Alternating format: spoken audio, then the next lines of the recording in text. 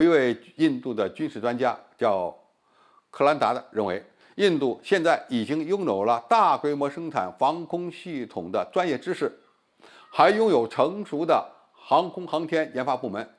印度未来研发的防空武器系统能够与俄罗斯的 S-500相媲美。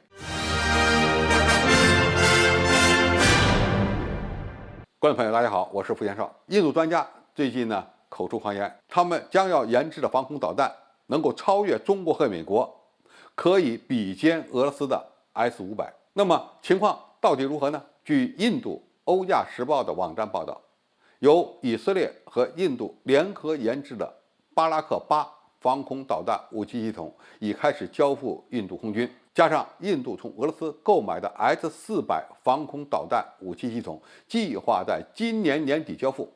那么对于印度的邻国巴基斯坦和中国来说，印度空军的新型防空导弹武器系统可能会构成相当大的威胁。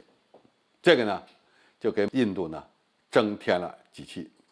当然 S-400中国已经装备了，而印度要到今年年底来装备。它现在的底气可能是来自于和以色列合作开发的巴拉克8型防空导弹。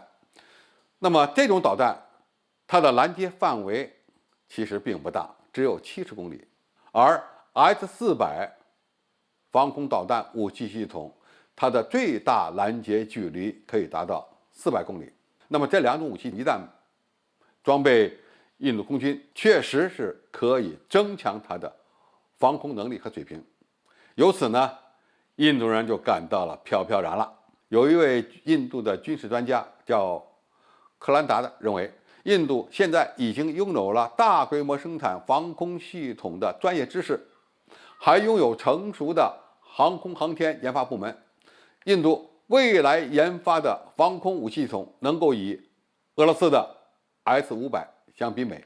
那么喝了恒河水长大的印度专家的确是不同凡响。那么首先他所说的能够媲美 S-500防空导弹系统的装备在哪儿呢？没有见着，因为他现在刚刚研发成功的巴拉克8不过是借助以色列的技术量开发成功的。这种导弹仅仅能称为中程防空导弹，远程都说不上。它远程未来是要靠 S-400。那么 S-400和 S-500它的差别在哪儿呢？不仅仅是射程， S-500号称可以拦截600公里外的空中目标，而 S-400它的拦截距离最大在400公里左右。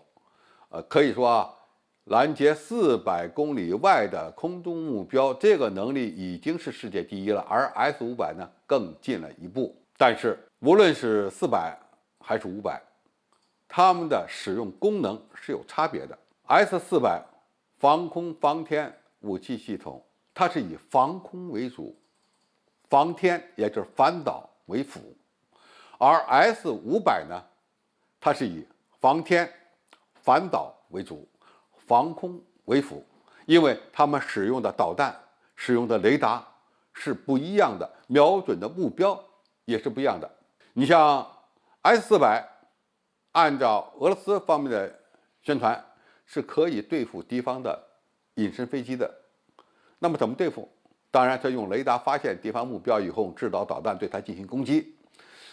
但是它发现隐身飞机的能力到底有多强，这要看隐身飞机的飞行高度了。如果它飞得很高，可能在比较远的距离内你能够探测到它，然后引导地空导弹对它拦截。如果隐身飞机低空突防，那么它的探测距离就会大幅度缩短，特别是对地平线以下的目标基本上是看不见的。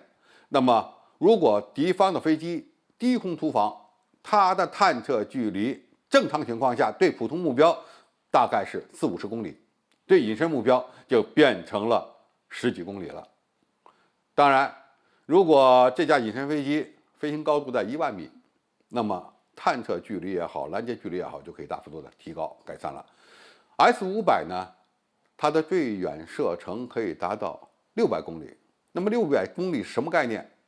任何一款战术型飞机都不可能飞到2-3万米高度，那么它的600公里实际上是用于拦截敌方的弹道导弹或者是高超音速导弹武器系统的，因此使用功能不一样。那么印度这位专家呢没有搞明白，他就认为呢，他今后开发的防空导弹武器系统也能像 S-500那样拦截600公里外的飞机、直升机。这个呢其实是不懂原理，不懂技术，也不懂 S-500它本身的主要使用功能。可以这么讲吧， S-500更接近的不是美国的爱国者，而是美国的萨德反导系统。无论是 S-300也好， S-400也好，还是 S-500也好，它们有一个技术的提升过程，也有一个作战的使用功能的改变的过程。仅仅靠一种两种武器系统就想在未来的信息化战场上取得优势，这恐怕是不现实的。必须构建一个完整的信息收集、引导、攻击的这么一个体系，才有可能掌握未来战场上的控制权。就目前的水平而言，印度只开发出了中程的防空导弹武器系统，要想让它的国产防空导弹武器系统达到俄罗斯的 S-400、S-500的水平，恐怕还要经过若干年的努力才有可能实现，而这个若干年可能是几十年。即使是实现，也需要外界的帮助。如果仅仅依靠印度自己的技术力量来达成这样一个目标，恐怕难度是非常大的，花了钱也可能实现不了它最终的目标。好，今天的介绍就到这里，谢谢大家收看。感兴趣的朋友，我们可以在下面留言区留言交流讨论。我们下期再见。